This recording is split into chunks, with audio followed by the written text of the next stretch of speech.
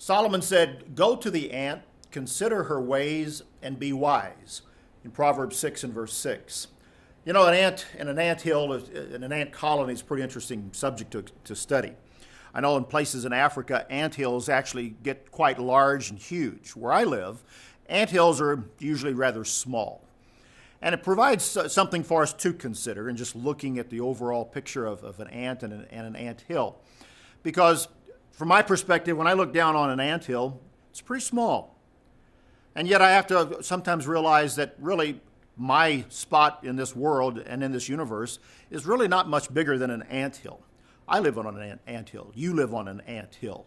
And sometimes we forget that because we get very busy, we get active, we get centered upon our particular point in this world, and it becomes all that we know sometimes. And sometimes it becomes an obsession, and we lose total perspective.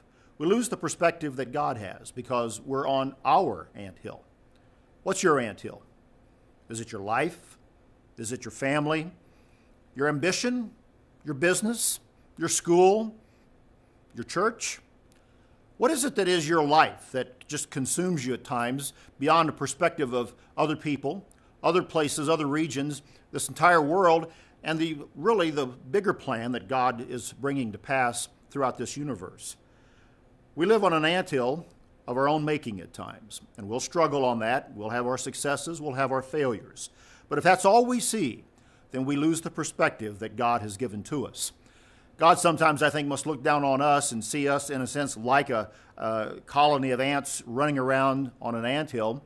He has a different perspective as he's working with us to bring about his purpose and his plan.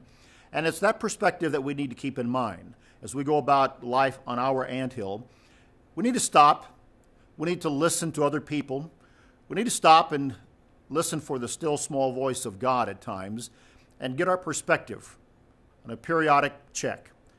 When we can do that, then we're going to have a better life on our anthill, and it's going to be one that has the perspective of God and his great plan, and it's going to keep us from a lot of problems and a lot of trouble. So consider your ways, consider that of an ant, and let's all seek for more wisdom. That's Life from the Anthill. That's BT Daily. Join us next time.